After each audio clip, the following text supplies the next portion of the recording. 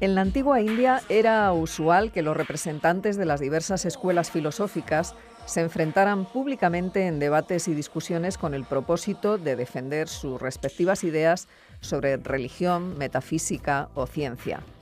En estas disputas no siempre se intentaba convencer al adversario de la verdad de una tesis. En ocasiones se buscaba aniquilarle dialécticamente. Debido a ello, se hacía necesario que maestros y alumnos fueran entrenados en las artes del discurso y la retórica, aunque poco sabemos de cómo se llevaba a cabo ese aprendizaje. Los pensadores budistas, inmersos también en esa dinámica de discusiones, fueron especialmente ágiles a la hora de manejar todos los recursos lógicos que les permitieran salir airosos de esas contiendas, como lo prueban las obras que nos han legado. De todas estas cuestiones nos propone hablar hoy en Sin Distancias María Teresa Román López, que es profesora de Filosofía en la UNED y especialista en filosofías orientales, junto con una invitada que ella misma nos presenta.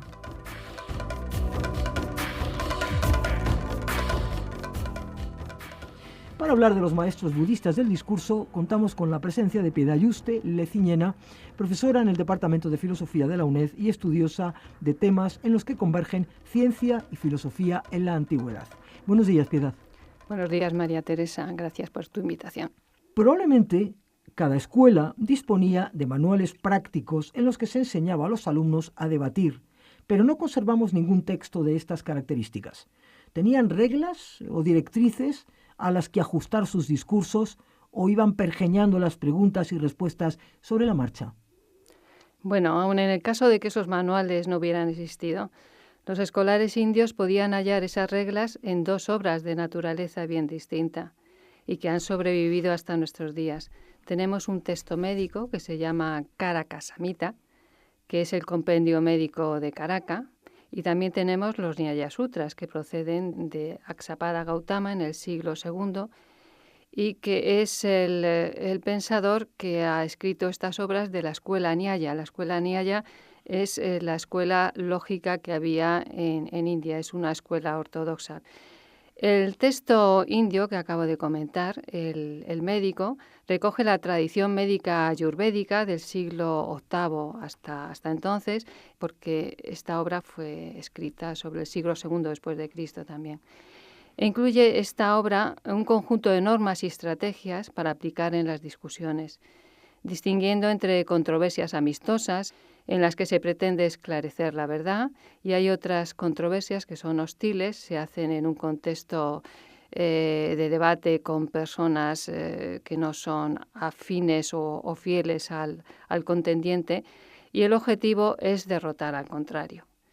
También en este texto médico se estudian, por supuesto, el componente médico de la tradición ayurvédica, pues una farmacopea, todos los tipos de enfermedades, los diagnósticos, cómo proceder, la metodología, etc. Bueno, pues además de todo este contenido propiamente médico, pues se discuten cómo llevar a cabo los debates médicos, en este caso, por supuesto, los tipos de falacias, qué clases de razonamientos hay y cómo llevarlos a cabo. En el texto que también se incluye en estos debates, los Nyaya Sutras, se explica la morfología del debate filosófico, sus características, su tipología, también las falacias, el tipo de razonamiento. Se analizan los medios a partir de los cuales se obtiene el conocimiento, las leyes del razonamiento, bien construido, la tesis, la razón, el ejemplo, la aplicación y la conclusión. Esto lo vamos a ver un poco después. Ya lo expuse en el programa de hace un par de años y lo quiero recordar ahora. La tesis es una tesis que quieres defender, la razón es la justificación por la que explicas esa tesis, pones un ejemplo, aplicas el ejemplo al sujeto de la oración, al sujeto de la tesis y después concluyes. Estos son el tipo de razonamiento estándar que tenían las escuelas filosóficas de la India pues en los primeros siglos después de Cristo. Respecto al texto médico, el Karaka Samhita, se cree que fue anterior a los Nyaya Sutras, pues no incluye tanta profusión de términos técnicos como aparecen en los Nyaya Sutras. Y uno de los estudiosos de estas obras, Dasgupta, piensa que el origen de los debates, el origen de la discusión filosófica y, en consecuencia, de la lógica, se encuentra en un contexto muy competitivo, el contexto de la medicina, de los médicos, en el que los médicos se esfuerzan por demostrar sus respectivos diagnósticos y pronósticos, pensar que son los más acertados respecto a los que proponen otros colegas, y en la Sutra, si es un texto más bien teórico, sin embargo el Karakasamhita es un texto muy práctico. Podemos comentar un ejemplo, y es que en este texto médico se recomienda que antes de iniciar un debate sopeses las cualidades que tiene tu contrincante, mires a ver el nivel de instrucción que tiene, y entonces si ves que es superior a ti, desiste, no inicies el debate. Pero si ves que tiene menos bagaje cultural, es más débil, entonces sí, entonces puedes iniciar la discusión. Y los métodos que puedes utilizar pues son gesticulaciones, intimidación, utilizar frases engañosas, frases ininteligibles, todo esto para que el otro se amedrente y conseguir derrotarle en la discusión. Estas son las recomendaciones que se hacen en este texto, que desde luego son bastante interesantes. En los Nyaya Sutra no se habla de ello, porque más bien, como digo, es un texto teórico, no es un manual práctico. Estas discusiones que se mantenían en India y que parecidas las hemos visto en otras partes del mundo, no pensemos que eran muy inocuas, porque es que tenían su consecuencia. Cuando en la discusión había una persona que salía derrotada, pues tenía tres opciones. O bien se desterraba a todos los miembros de la escuela, o bien tenían que afiliarse a la escuela que había vencido, o bien pues exponían su vida, porque se cuenta que en la época de Vasubandhu, que vivió en el siglo IV después de Cristo, hubo un debate entre representantes de la escuela Sankhya y representantes de la escuela jainista, y ganó la escuela Sankhya. Y entonces creo que se ejecutaron a 6.000 personas de la escuela jainista. O sea que estos debates no eran No eran inocuos. No eran inocuos, no tenían su trascendencia y muchas consecuencias bastante graves. Así un poco entre paréntesis llama la atención que las 6 escuelas ortodoxas de la India, Nyaya, Vaiseshika, Samkhya, Yoga, Mimamsa y Vedanta, en fin, como recuerdo de las grandes escuelas que han existido, algunas todavía están vivas, ¿no? Otras se han ido un poco diluyendo, llama la atención que todas ellas el objetivo era la liberación, era moksha. Es decir, no se trataba de crear discursos más o menos bellos, más o menos interesantes, más o menos bien estructurados, sino que realmente de lo que se trataba es que a través de esos discursos, a través de esos conocimientos, la persona consiguiera la liberación. Así que llama profundamente la atención que salirse del discurso supusiera para algunos realmente la pérdida de la vida, ¿no? Es que, claro, la lógica suponía un instrumento para conseguir demostrar al público que tu enseñanza era superior a la del oponente. En definitiva, era demostrar que lo que tú dices es mejor que lo que dice el otro. En materia religiosa, los budistas intentaban explicar a la gente las 4 verdades, la liberación, el nirvana, todo esto. Pero necesitaban un apoyo lógico, dialógico, para convencer. Y por eso utilizaban la lógica, que en la lógica era eso, el discurso, el razonamiento, la dialéctica. Los Nyaya eran los que se dedicaban a enseñar esto, y todas las escuelas tomaron nota de esta enseñanza y la llevaron a la práctica, entre ellos los budistas, desde luego. La metodología desarrollada en estos duelos verbales, dialécticos, como se les quiera llamar, se trasladó a las obras escritas. Así encontramos textos en los que se propone una determinada línea de pensamiento y las posibles objeciones que un supuesto contrincante podría llegar a formular. Sí, es verdad. Esto lo vemos en un texto de Nagarjuna que se llama Vigraha Vyavartani, o abandono de la discusión.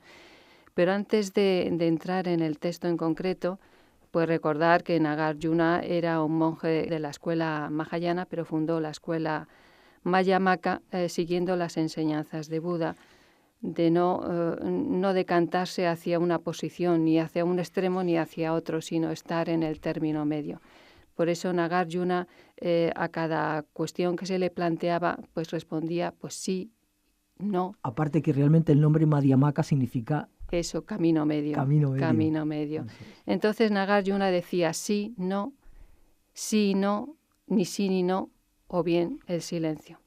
Entonces Nagarjuna, en un texto, como digo, que se llama Vigraha Vyavartani, o abandono de la discusión, pues comienza, vamos a ver precisamente cómo se expone esa temática del debate, cómo se expone en un texto escrito. Comienza el debate con una tesis. Dice, esa tesis que expone es la que le presentan sus enemigos, sus detractores. Es la objeción que le presentan a toda su teoría, la teoría de la vacuidad. Y entonces los posibles detractores, que serían cualquier escuela hinduista, dicen, si dices que ninguna cosa tiene naturaleza propia, entonces tus palabras carecen de naturaleza propia y no estás en posición de negar la naturaleza propia de las cosas.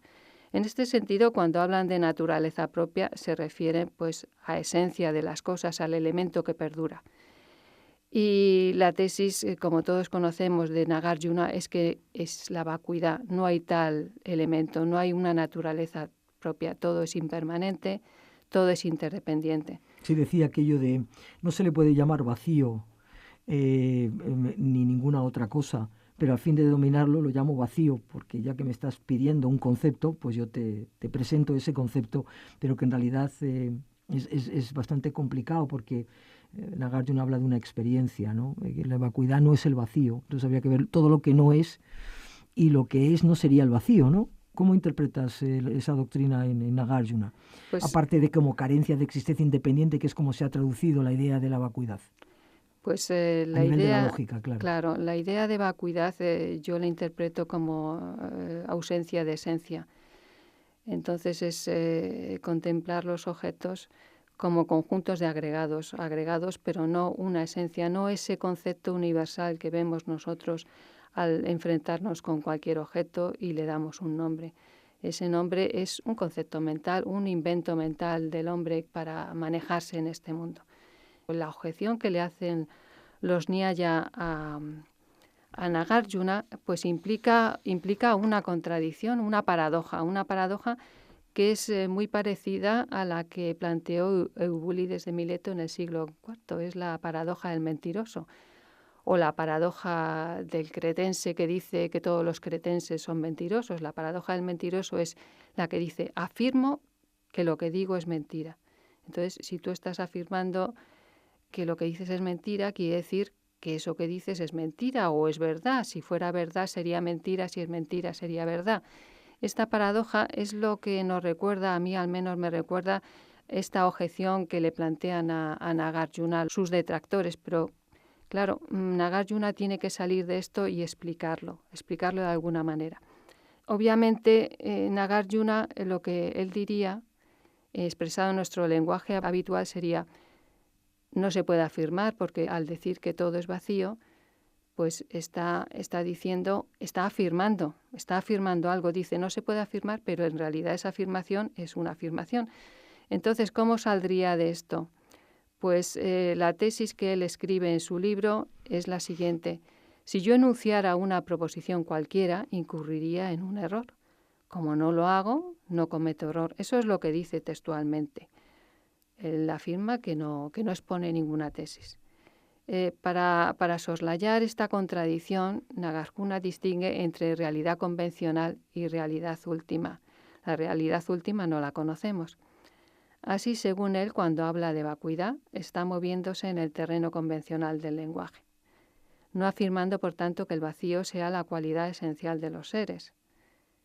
Todo esto es discutible, por supuesto, pero nos recuerda a la distinción que ha hecho Tarski en su teoría semántica de la verdad, cuando distingue entre objeto o lenguaje-objeto y metalenguaje. Pues a mi modo de ver es muy parecido porque para Nagarjuna todos los lenguajes serían un metalenguaje. Solo la realidad última sería el lenguaje-objeto. Entonces Nagarjuna o Nagarjuna pues se movería en este terreno paradójico, salvándose mediante esta distinción entre realidad última y realidad convencional, que es la del lenguaje. Que la escuela Yogacara ampliaría 3 tipos de realidades. Ellos hablan hasta de tres tipos de realidades, ¿no? Pero que, en fin, sí. Pero que decía la frase de Nagarjuna era: no se le puede llamar vacío, ni no vacío, ni nada ni ninguno a la vez. Pero como tengo que dar una definición, lo llamo vacío, ¿no? Más o menos era así la cita, que no me ha venido a la mente. Sí, él afirmaba, entre otras cosas, decía que nada es real, ni no real, ni real ni no real, también real y no real, ambas cosas. O sea, sí, no, ni sí ni no, sí y no. Sí, esas son las respuestas que daba a las preguntas. En definitiva, eran lanzaderas contra sus contrincantes. Sí, era la manera de debatir o de contradecir las opiniones de sus contrincantes. Cada tesis que se le presentaba, él la exponía de esa manera. ¿Es verdad o no es verdad? Sí, no. Total, su objetivo era destruir las opiniones, las hipótesis del contrario. Uh-huh. Además de Nagarjuna, otros filósofos budistas utilizaron esta metodología para expresar sus ideas y rebatir las de sus rivales ideológicos, ¿no? ¿De quién estamos hablando? Sí, era muy común en la antigua India redactar comentarios a las obras de los maestros y comentarios de comentarios, etcétera. Entre los pensadores budistas tenemos el caso más claro, era Candrakirti, que vivió hacia el 600 después de Cristo. Escribió una obra que se llama Prasanapada y era en realidad una exégesis de lo Mulamayamika Karika de Nagarjuna. También tenemos textos de Dharmakirti, Dharmottara, Santaraksita, etc. Escribieron tratados de exégesis, como decimos. En todos ellos los autores imaginan un diálogo entre escuelas antagonistas, o sea, la estructura de la obra viene a ser un paralelo de lo que se lleva a cabo en un debate. Se plantea una tesis y a continuación la objeción formulada por un posible adversario. Para defender la verdad de las hipótesis no solo se aplicó el modelo Nyaya de inferencia, el que hemos dicho antes, en 5 pasos, que era tesis, razón, ejemplo, aplicación y conclusión. Esta vez los budistas lo reducen a 3. Han quitado la aplicación y la conclusión porque pensaban que eran redundantes.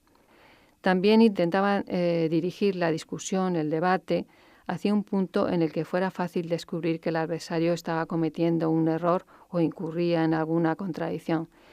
Por ejemplo, dar por buena una proposición de la que se infiere la hipótesis que se pretende negar. Un ejemplo, pues llegar a un punto en el que se diga el espíritu es material porque es tangible.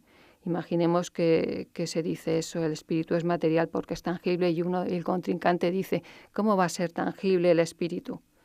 Y entonces el que ha propuesto la tesis diría, estás admitiendo que el espíritu existe porque has dicho que no es tangible, luego lo estás admitiendo. Entonces una de las estrategias consistía en llevar al opositor a esas redes, a esos agujeros en los que caer y enredarse y no salir y agujeros perder. Negros. Agujeros muy negros, muy negros.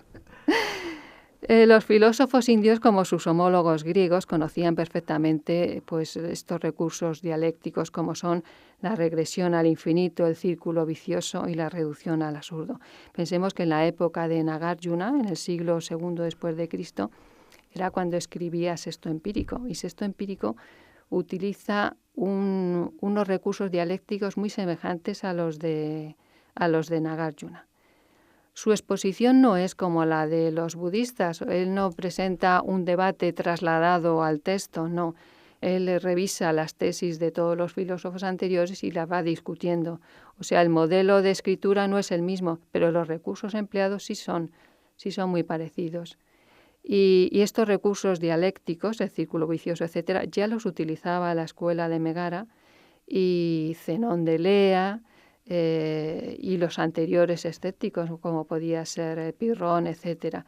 Todos estos subterfugios dialécticos eran muy conocidos por los griegos y después, como vemos, por los indios, no solo los budistas, sino también los de las escuelas ortodoxas que has mencionado antes. Hablas de paralelismo, sí, ya algún autor occidental, por ejemplo, Helmut von Glasenapp, habla de esos paralelismos entre pues, algunos pensadores de Grecia y pensadores hindúes e indios, porque a fin de cuentas Buda era indio, sí. No era hindú, pero era indio. Sí.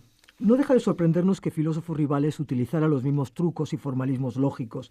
En este sentido, entendemos que había una sola teoría del razonamiento para todos, incluyendo a los nyayáyikas y budistas. Sí, esto sorprende bastante porque las respectivas concepciones del mundo de ambas escuelas eran completamente opuestas. Por una parte, tenemos a los nyayáyikas, que eran realistas, dualistas, esencialistas, y por otra a los budistas, que defienden la impermanencia, la vacuidad de los seres que componen la naturaleza. Entonces, ¿cómo conciliar esta filosofía con una lógica que ampara tesis tan contrarias? Esta aparente incongruencia hoy en día se puede solucionar aplicando las lógicas multivaluadas y la paraconsistente.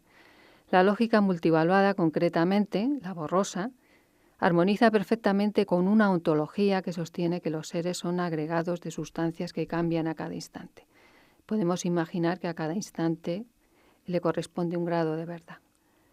Si tomamos los predicados vagos como alto o bajo, o viejo o joven, sobre todo en viejo o joven se ve muy bien.